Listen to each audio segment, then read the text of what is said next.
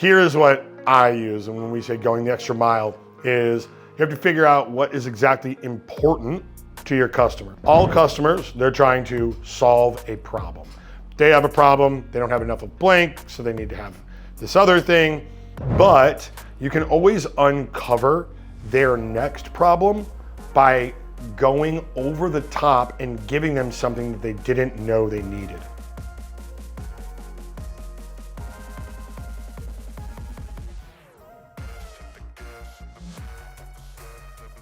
What's going on, guys? All right, so we've got aggressively balanced.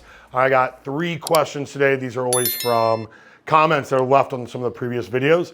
So let's knock these out. Let's see what we got. What's number 1, bub?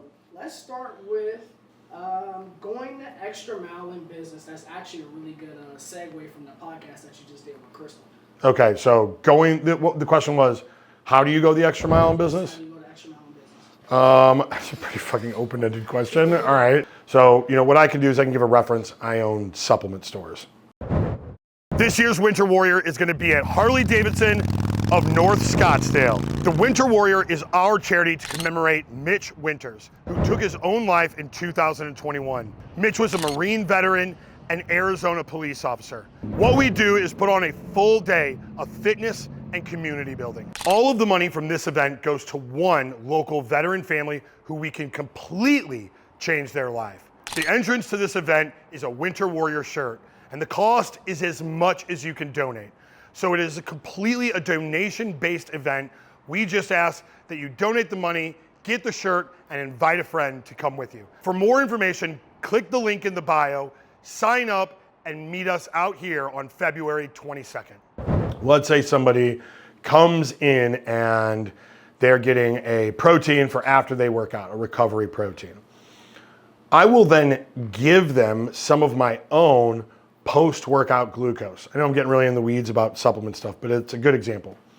So when you get done working out, you don't need just protein, you need carbs too.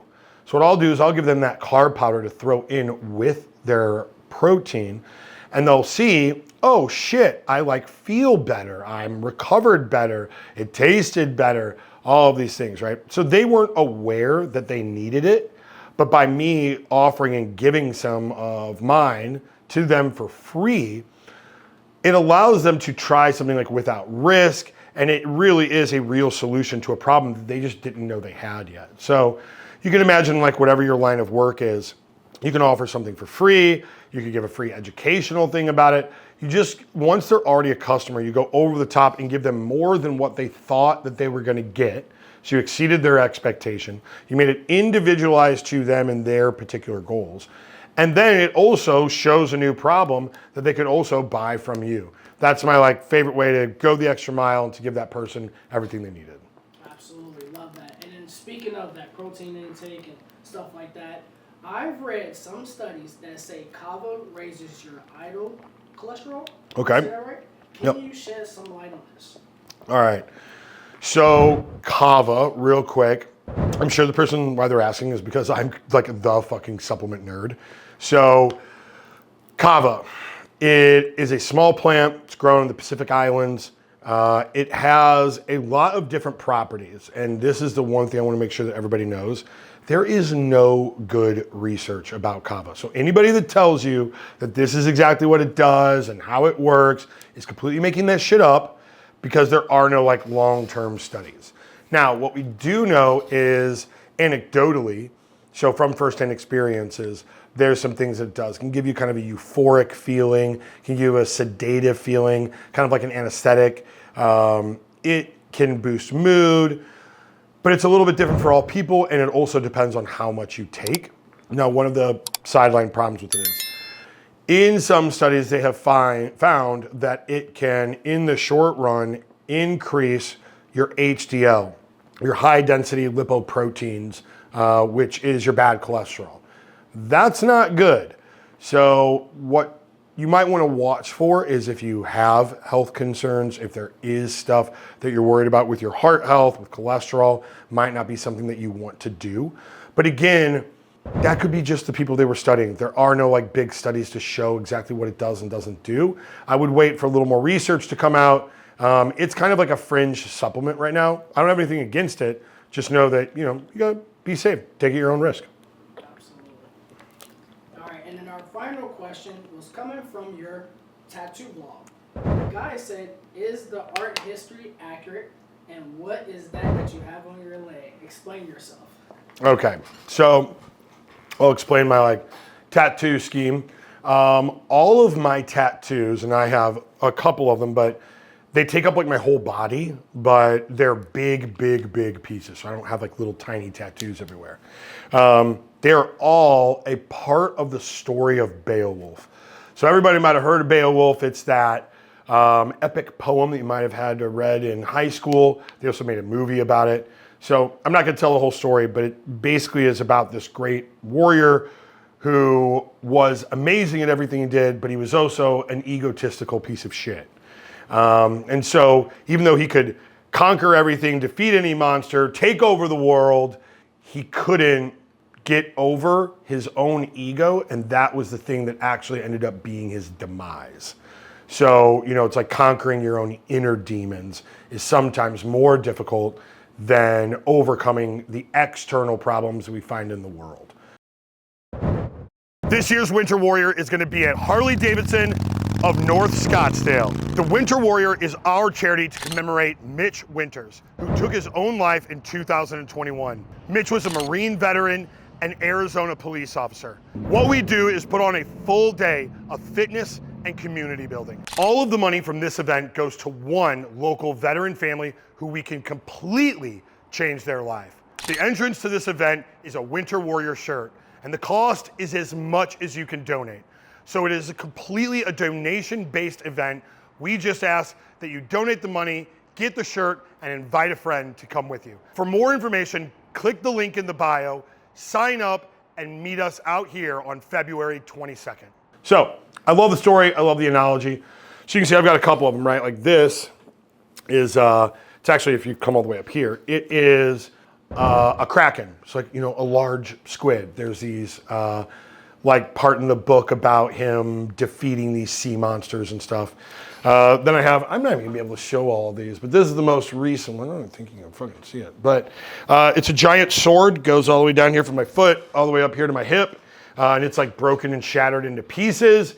He was given a sword by his best friend, and he lied. So this is again a part of that ego thing. He goes to kill this monster. He goes and fights this in an underwater cave, and he lies to his best friend and says, yes, I killed the monster, but I lost your sword. When he didn't actually kill the monster, his ego got in his way. So then over here, I actually have that monster that he fought. This is like a naked snake lady that goes, again, all the way from my foot, all the way up here to the top of my ribs. I really love that tattoo a lot. On my back, I have this, it kind of looks like just an intricate painting, but it's a dragon. The dragon is the thing that actually ends up killing him. And that wraps around up here to my front and goes all the way around the back and stuff. And so I like putting together all of these pieces that are little bits from the story that explain how it's never really the monster that you're fighting. It's your interpretation and what you're doing inside of you that's actually keeping you back. It's just an incredibly beautiful story. I love the way it works. If you ever get a chance to watch the movie, it's fucking awesome.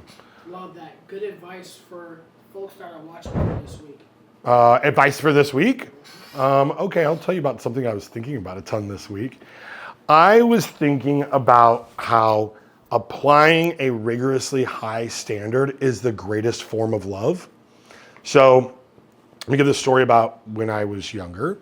There was a time, not going to go into details here, but that my parents, I think, just had their own things going on, whether it was work or their personal life or whatever. And I was really just left to do your own thing. So that made me get in a lot of trouble and make a lot of bad decisions. And I knew I was always kind of angry at them about something. And what's funny is, looking back now, being older, I was angry that they weren't holding a rigorously high standard, because being tough on people is the greatest form of love. Like telling somebody, hey, it's going to be okay, and having empathy for them and being there for them, that's great. That everybody needs that. we really need is we need somebody else to help keep us accountable. Like when you're willing to sit down and have tough conversations with people and make them be a better version of themselves, that's real love. That's stuff that like it kind of hurts in the moment, but is the thing that makes us better. It makes the world better. And so I've been thinking about this a lot with like my team that's growing and we have more employees. And whenever a team gets bigger, it's harder to keep the standard, right? Because if it's just 5 people, well, fuck, you can all yell at each other. When it's 25 people, it's a little bit tougher. You know, each little person wants to get away with their thing, and that makes an organization fall apart. And so it's not me holding a higher standard of people, it's teaching people how to hold a higher standard of their people. And I will say this, I think that that is actually the one skill set that in America we need to learn more than anything else. People are pretty fucking smart. They know how to, you know, do their jobs well, and we listen to podcasts and we learn more. But at the end of the day, if you don't put rubber to the road and actually do the shit you're supposed to do and do it a little better every day, things will slowly start to fall apart. And so that's something that I just want everybody to think about. It's been on my mind a lot. Thank you guys for watching. Tune in next time. If you got something out of this, if you liked it, please share it with a buddy. Let a friend watch it. I appreciate you guys, and I will catch you next time.